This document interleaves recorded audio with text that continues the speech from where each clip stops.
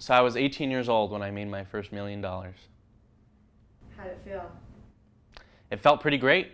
It felt great. Did towards some Lamborghinis. There's a dealership in Newport Beach that takes Bitcoin for Lamborghinis.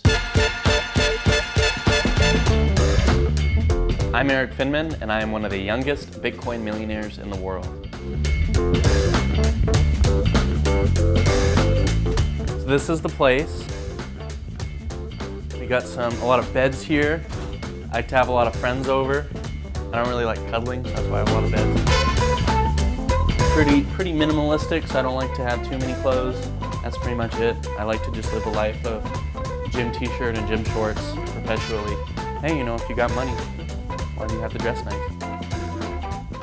I check my Bitcoin every 30 minutes, so I get a notification of the price. So I originally got into Bitcoin when I was just 12 years old, when it was about $10, $12 a coin.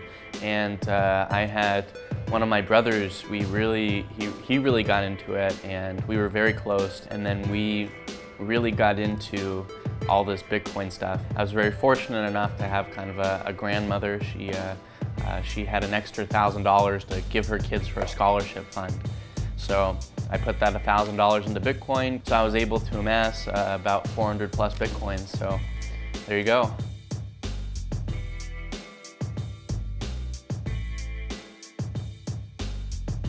So this is Purse. This is a website that allows you to buy things off of Amazon, and then it also gives you a discount because you're using Bitcoin rather than all the fees of credit cards and all that stuff.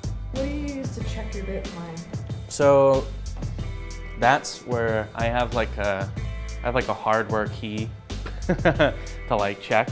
I have a hard drive that I keep in secure locations.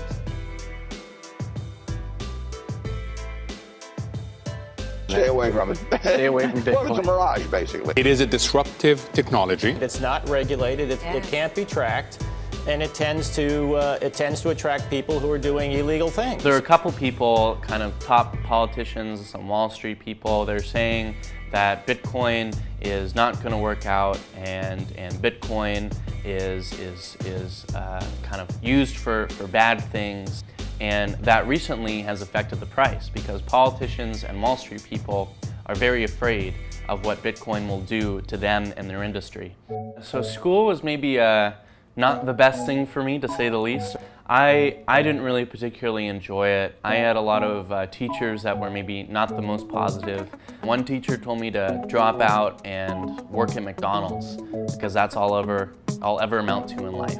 So I left, I dropped out when I was 15, and I went to start an education company that would help people learn better. It was to give people access to good teachers if you didn't have any locally. I wonder how I came up with that idea. People ever call you Smarty Pants?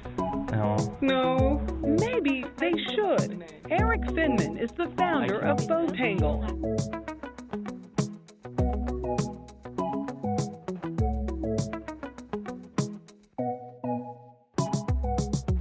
I think you can learn 1,000 million times more on the internet than in the classroom.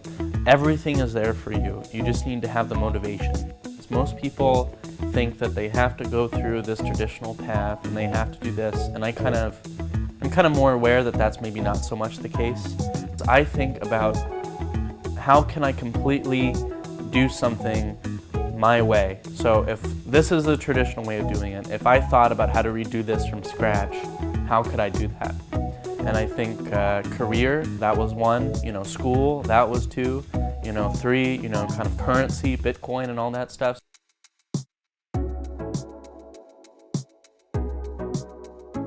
That's what I think is that, in the sense that society and the world's rules limit you in so many ways. If you completely rethought about how you could do something your way, completely from scratch, what would that look like?